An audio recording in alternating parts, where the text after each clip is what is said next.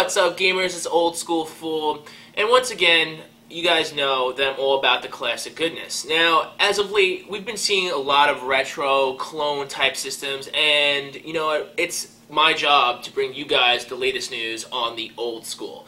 And, you know, other schools as well, but, you know, we're all about the old school right now, so, because old school's cool, again, and, you know, we're going to present to you the newest of the old school. Alright, so, basically what we got today is a little unboxing, a new product action, and, dun, dun, dun, that's right, it's the Retron3. Now, we kind of showcased it lightly at E3, when you guys visit us with E3, from Hyperkin. And basically, it's the newest, you know, Retro 3. It's a 3-in-1 gaming system is really what it is. A complete gaming system, 3-in-1, and it comes in two delicious colors. We got the sexy red right now. I don't know if that's the official name, but I'm gonna call it pretty sexy. It's got the sexy red, and then we have the other one, which is like kind of like the charcoalish black. It's like the standard issue color. So everybody who's just has like the standard colors in their room, like very mod looking, it's the charcoal black. But then the sexy red. So bottom line is we're gonna take a look at it. We're gonna unbox it. We're going to test it hands-on. We're gonna see the gameplay footage, the whole nine. Because that's what you guys are here for, that's what you guys watch me, and I want to bring it to you straight hand. Okay, so here we go. It's the Retron3 3-in-1 game system brought to you by Hyperkin, and yeah, let's take a look at it. So at first glance, I'll notice that the packaging it's a pretty big system. I mean, it's it's definitely bigger than my foot. So that's my foot. So it's definitely a pretty big package. It's pretty heavy in the box. So I'm going to say it's about like a good 4 pounds. Maybe 5. But let's take a look why it's so heavy. Okay, so upon opening it, you get this interesting, cool window, and you see the system, 2 controllers. It says it's the Tri-System Wireless, 2 wireless controllers, S-Video, and 6 controller ports. And that's the really big thing about this, everybody, is that we really want to get to know is it actually supports original controllers from yesteryear, meaning that you can use the original Nintendo, Super Nintendo, and Genesis controllers, because that's been probably a big issue with a lot of the clone systems, is that a lot of people couldn't use the original controller, so it doesn't have that feel. So yeah, you know what, it's cool that we have all the 3 games, but can you use that feel? And that's what the Retron3 seems to be boasting. There you go. That's what you see, guys. So you have the 2 controllers. The finish is pretty good. I mean, it's like it's not a super high gloss finish, but it's definitely a little more than matte. So it's definitely like a mid-gloss finish. The system shape, I mean, a lot of people have been, kind of who've had a little bit of hands-on, they're kind of like taken back by the shape. But you know what? I mean, listen, guys, how else would you put like 3 cartridges in one system? I mean, I've seen some concept stuff back in the day, and you know what? I mean, yeah, it looks a little like a flying, like a flying saucer, but the bottom line is it's about how it functions. So let's we'll break it down. AC adapter, S-video cable, RCA jacks. Controllers obviously need batteries, and upon first look at the controllers, you'll notice that there's a big screw thing you have to unscrew. There's button mappings for each one, so because it does represent for all 3 systems, so each system has a different representation on the back of it. You can see for the NES games, the Genesis and Super NES. But once again, I personally am not a big fan of aftermarket controllers, and this is an aftermarket controller. Clone systems, one thing. Aftermarket controllers, totally something else. And we're really going to use official controllers in this demonstration. Let's take a look at it. You have the 3 ports here. You got the Super Nintendo. We have the next one is the Genesis, and of course the regular Nintendo. And of course on the sides, the front, you have the Super Nintendo controllers.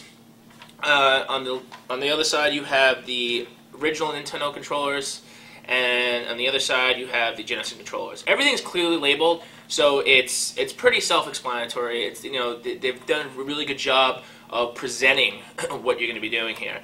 I press the reset button. There's a nice click sound. The power button's a nice click sound. They have a dial.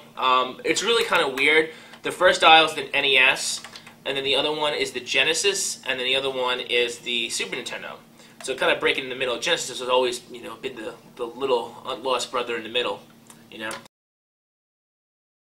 going to whip out, that's right, here we go, we're going to whip it out. an original Nintendo controller, yes, if you have one around a belt buckle, just take it off now and use it, because it's good stuff. So an original Nintendo, nice feeling, solid controller.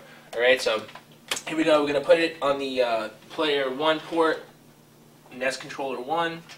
Alright, now I noticed upon using it, the first thing you're going to want to know is that you can connect it via S-Video, but because the original Nintendo, I guess because the video signals are, they don't want to like actually, dilute the video signals and they're separated, the S-Video will not work with original Nintendo games. You might hear something, but you won't see a thing. So if you guys connected via S-Video, it will not display Nintendo games. Only Super Nintendo and Genesis will be displayed in S-Video, just so you guys know. Upon playing in first inspection, I'll notice that the color is a little bit off on the Nintendo title. I mean, the sound sounds good. The controller, I mean, it just feels like second to none on using an original Nintendo controller. It makes me feel like a champ.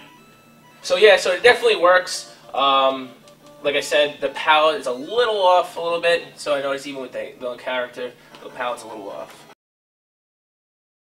And I'm going to use the original 3 button because I've tested it. It actually works with the 3 button and the 6 button controller. So if you're kind of ass out, everybody, and you don't have an original, well, if you don't have a 6 button, a later model 6 button, you'll get the 3 button will work fine. So it's pretty smooth. Sound-wise, I mean, this Mortal Kombat version wasn't the greatest sound, but it sounds like the way it was supposed to sound. So we're also going to try, because a lot of people ask, Sonic 2. You can't go without testing a Genesis port without using Sonic. So, here we go. A little blast processing.